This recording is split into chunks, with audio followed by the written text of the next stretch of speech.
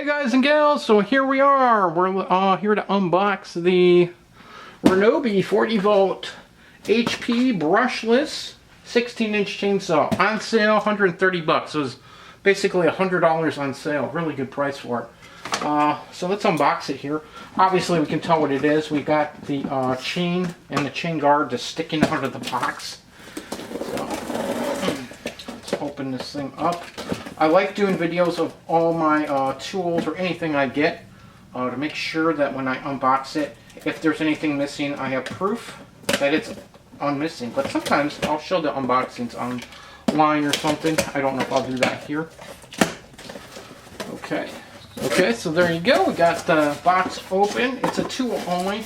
So first off, we do have some literature. It always says register your product. Here's the important part is, if you go to Ryobi's website, there's no way to register because the registration thing hasn't worked for almost a year. Yeah, go and try registering a product. It never shows up. The manuals. Now, I already read this manual online. Before you buy something, you can get the manual online. I read the stuff before I purchase it. Now this tool right here was on sale for $130 at Direct Tool Outlet.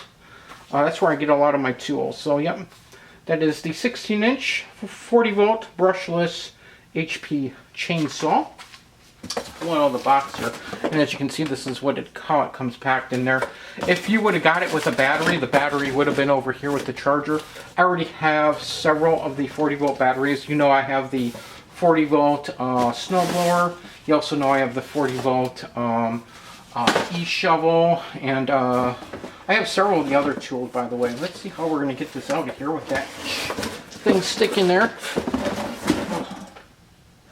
It is a little heavy. I'm going to pull out the other literature, you know, like our little book and stuff.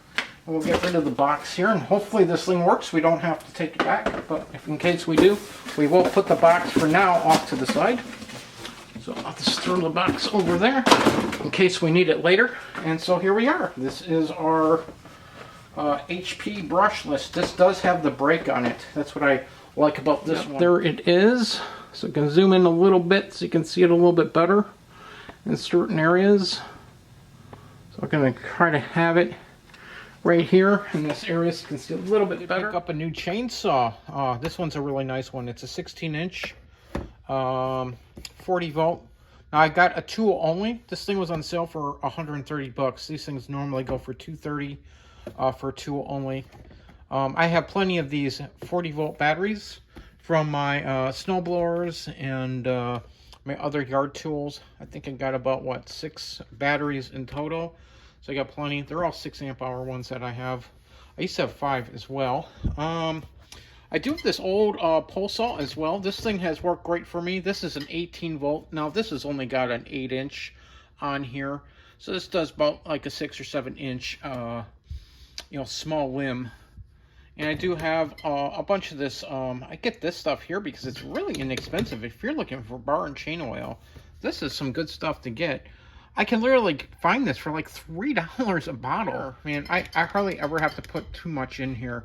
It depends on how many limbs you're cutting. Now, you need a good brush to brush out any of the debris, especially in this one. If you're going to use one of these pole saws, especially, it doesn't matter if it's the 40 volt or the 18 volt. If you use the 8 or 10 inch, this area under the chain guard gets, and here's some I just took out of there.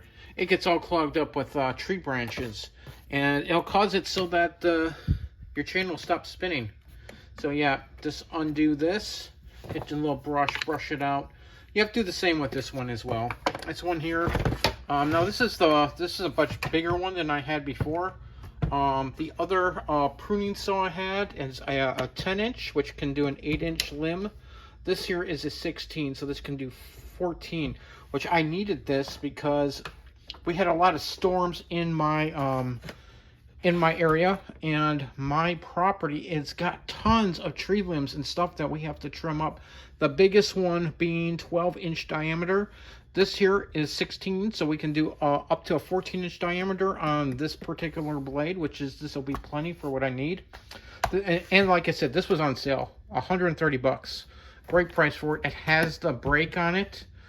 which is great safety feature having the brake. It does have the oil reserve right here, as you can see. Boom, oil reserve for your bar and churning oil. That's kind of cool on this one is it does have an adjustment knob here, and it also has the tool built in. This other pole saw I have off to the side doesn't have that, so we can pull this out, and this will help us either tension our chain, but it also will help us make that adjustment to the automatic oiler. And then this right here is the size nut that we need to, if we need to remove the chain guard. So, and it's not if, it's when. Right? When, because you do have to remove this every so often.